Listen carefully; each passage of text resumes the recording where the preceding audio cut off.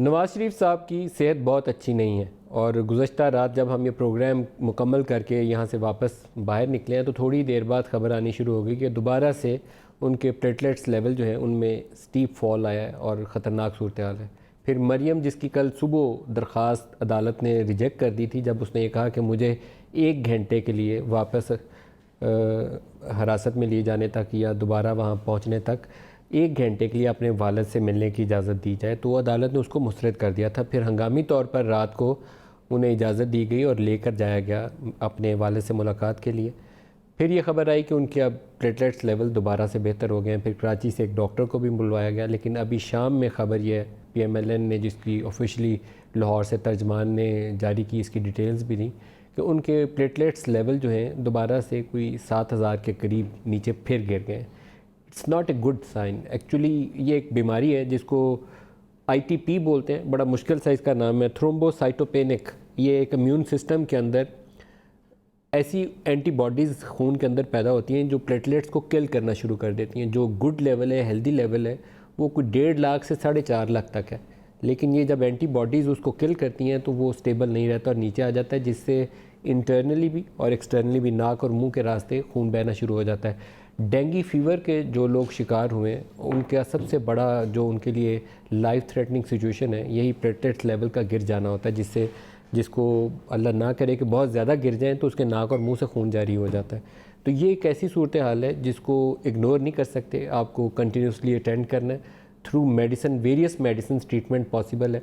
उसका एक रीज़न जिसको कल शायद उन्होंने रूल आउट किया है, वो कराची से जो डॉक्टर्स उन्होंने बुलवाए थे वो बोन मैरो वाला है, लेकिन अगर बोन मैरो प्रॉपरली फंक्शनिंग हो तो अदर कॉजेज़ जो है जिसमें एंटीबॉडीज़ हैं जो ब्लड क्रिएट करता है, वो that can also be a major reason जिससे आपकी हेल्थ हैज़र्ड हमेशा के लिए बरकरार है। तो इसको किसी तरीके से उनको स्टेबलाइज़ करना है, जो अभी तक वो बहरहाल है नहीं है। आज अदालत के सामने दरख्वास्त की गई कि उनको इजाज़त दी जाए पाकिस्तान से बाहर जाने की, इलाज करवाने की।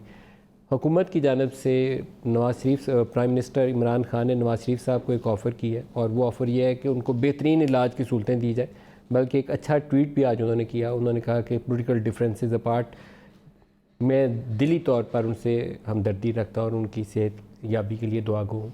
अब जो असल मसला है, जो चैलेंज ये है कि उनका इलाज कैसे मुमकिन हो। अगर तो यहाँ हो जाए बहुत अच्छी बात है, अगर यहाँ से नहीं हो पाता तो फिर क्या सूरत हाल होगी। शायद इसका बहुत ज़्यादा इन्हिसार अदालती फ़ैसले के भी ऊपर होगा कि अदालत इसके ऊपर क्या फ़ैसला लेती है और ख़ुद पेशेंट इसके ऊपर क्या फ़ैसला लेता है। क्या वो पाकिस्तान से बाहर जाने पे आमादा हैं या पाकिस्तान ही रहने पे इलाज करवाना चाहते हैं। ये एक ओवरऑल कॉन्टेक्स्ट है जिसके प्रोग्राम में हम बात करेंगे। एक ख़बर ज़रूर यहाँ मेंशन करना चाहता हूँ और कोशिश करूँगा कि अपने मेहमानों से भी इसके ऊपर राय लूँ। साहिवाल का एक वाक़या हुआ था जिसमें इनोसेंट सिविलियंस को दहशतगर्द कह के मार दिया गया था और दिन दहाड़े हुआ था। बस के अंदर लोगों ने वीडियोस बनाई थी, कारों पे चलते हुए वीडियोस बनाई थी, इर्द गिर्द खड़े लोगों ने वीडियोस बनाई थी। कुछ छुपा हुआ नहीं था, कोई बंद आंखों के सामने या अंधेरी रात में कहीं नहीं था हुआ कि जिसका कोई गवाह नहीं था। 53 गवाह थे इस वाक़े के अंदर और अदालत के अंदर सारे मुनरिफ हो गए और जिन लोगों के ऊपर इल्ज़ाम था वो बरी हो गए। अब एक सवाल है, वो सारे लोग इनोसेंट होंगे, जज साहब ने सही कहा होगा, सारी बातें सही होंगी। उनको किसी ने तो गोलियां मारी थी, वो कौन था जिसने उनको गोलियां मार के मारा था? किसी को तो पकड़ के लाओ। क्या अपने मुल्क के शहरियों के साथ ये सलूक होगा कि सड़क के ऊपर खड़े को गोलियां मार के चले जाए और हम बाद में कहें कि नहीं, जिनको पकड़ा था इनका तो कसूर कोई नहीं है, तो जिनका कसूर था वो किधर है? कोई इसका जवाब देगा कि ऐसे ये जो बच्चे लावारिस सड़कों पे छोड़ के चले गए थे, माँ बाप को मार दिया, उसकी बहन को मार दिया और 3-3, 4-4 साल के बच्चों को छोड़ के एक जगह पे भाग गए, क्या यही तरीक़ाकार होगा?